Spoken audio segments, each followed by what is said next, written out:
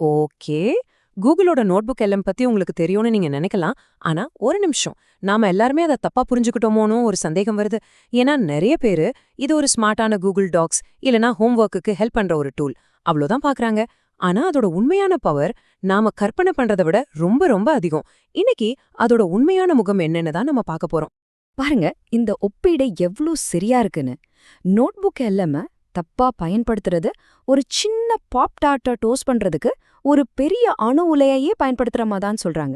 யோசிச்சு பாருங்க, அது வெறும் டோஸ்டர் இல்ல, அது ஒரு பவர்ஃபுல் என்ஜின். ஆனா நம்மள பலரும் அதோட முழு சக்தியையும் இன்னும் புரிஞ்சுக்கவே இல்ல.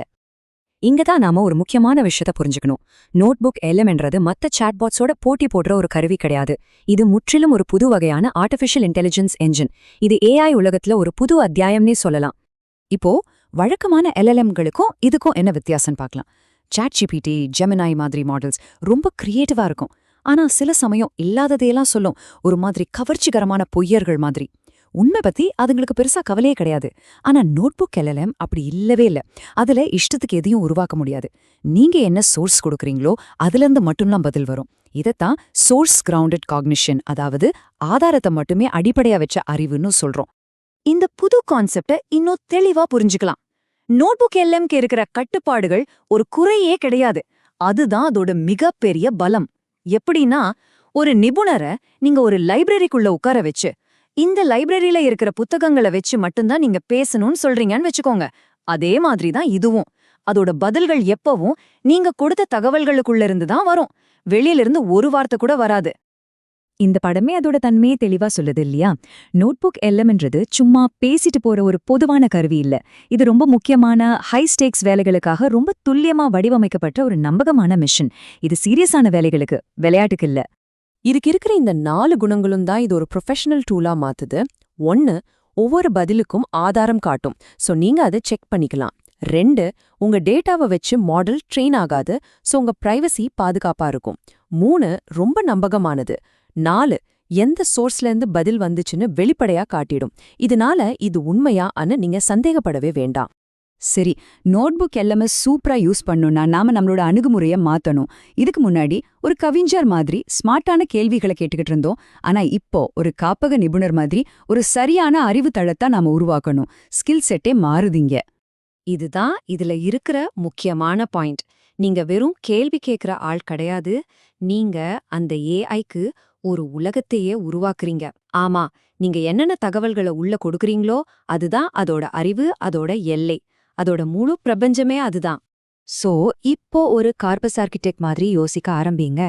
எந்த தகவல் இந்த தொகுப்புக்குள்ள இருக்கணும், எது தேவையில்லாத குப்பை, எதெல்லாம் ஒன்னா சேர்க்கணும், எதெல்லாம் தனித்தனியா வச்சா அர்த்தம் மாறாம இருக்கும். பாருங்க, முதல் கேள்வியை கேட்கறதுக்கு முன்னாடியே உண்மையான வேலையே இங்கேதான் ஆரம்பிக்குது. சரி, இவ்ளோ தியரி பேசினது போதும்.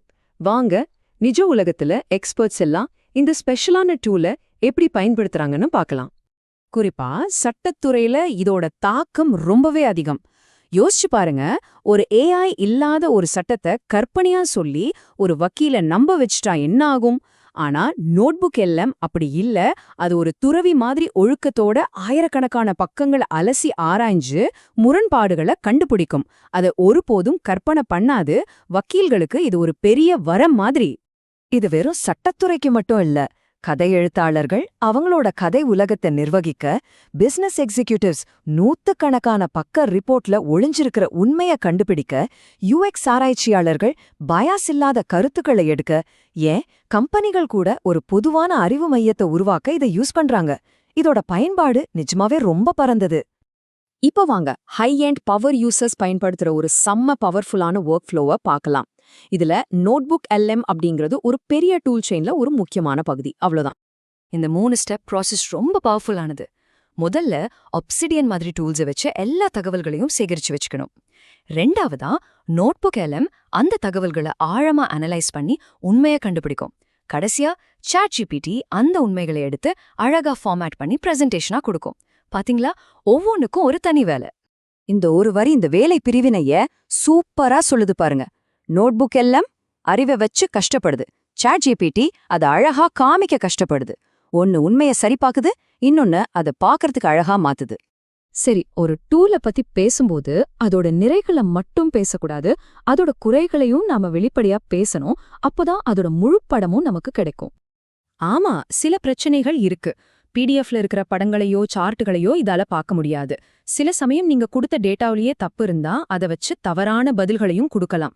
அதனால எப்பவுமே சோர்ஸை கிளிக் பண்ணி சரிபார்க்கறது ரொம்ப அவசியம். இதெல்லாம் அதோட கட்டமைப்பு உண்மைகள். நாம தெரிஞ்சுக்க வேண்டிய விஷயம் என்னன்னா, நோட்புக் எல்எம்ன்றது வெறும் ஒரு கருவி மட்டும் இல்ல. இது ஒரு பெரிய மாற்றத்தோட அறிகுறி. இது ஒரு புது ஆழமான ஏஐ கல்வி அறிவை நமக்கு அறிமுகப்படுத்துது. ஏஐ லிட்ரஸி, அதாவது ஏஐ கல்வி அறிவுக்கான அர்த்தமே இப்போ மாறிக்கிட்டு வருது. இதுக்கு முன்னாடி யார் ஸ்மார்ட்டா ப்ராம்ப்ட் பண்றாங்களோ, கேள்வி கேட்கறாங்களோ அவங்க தான் திறமைசாலி நினைச்சோம். ஆனா இனிமே யாரு தகவல்களை ஒழுங்குபடுத்தி ஒரு முழுமையான அறிவு அமைப்பை உருவாக்குறாங்களோ அவங்க தான் முக்கியமானவங்களா இருப்பாங்க. இதெல்லாம் தான் அந்த புது ஏஐ கல்வி அறிவோட திறன்கள். இனிமே கிரியேட்டிவிட்டியை விட கட்டமைக்கப்பட்ட சரிபார்க்கக்கூடிய பகுத்தறிவுக்கு தான் அதிக முக்கியத்துவம். இது அறிவை உருவாக்குறத பத்தினது, கதைகளை உருவாக்குறத பத்தினது இல்ல. தெளிவா சொல்லணும்னா, இது இனிமே ChatGPT மாதிரி ஒரு விளையாட்டு மைதானம் இல்ல.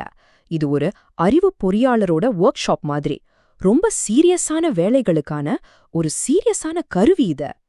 கடைசியா நம்ம புரிஞ்சுக்க வேண்டிய மிக முக்கியமான பாடம் இதுதான். நோட்புக் எல்எம்ன்னுது ஏஐயா ஒரு கதை சொல்லியா பார்க்கல. அதுக்கு பதிலா அது ஒரு எபிஸ்டமாலஜி மெஷின், அதாவது அறிவாய்வியல் இயந்திரமா பாக்குது. இதோட அடிப்படை நோக்கமே உண்மையா தேடுறதும் அதை சரிபார்க்கறதும் தான்.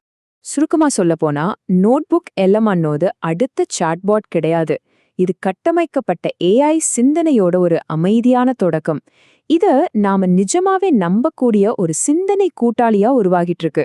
இறுதியா நாம இந்த ஒரு கேள்விக்கு வரோம். இது ஒரு அறிவு பொறியாளரோட விளையாட்டு மைதானம். இந்த புது களத்துல விளையாட நீங்க தயாரா? உங்ககிட்ட இருக்கிற டூல்ஸையும் திறமைகளையும் மறுபடியும் யோசிச்சு பார்க்க வேண்டிய நேரம் இது.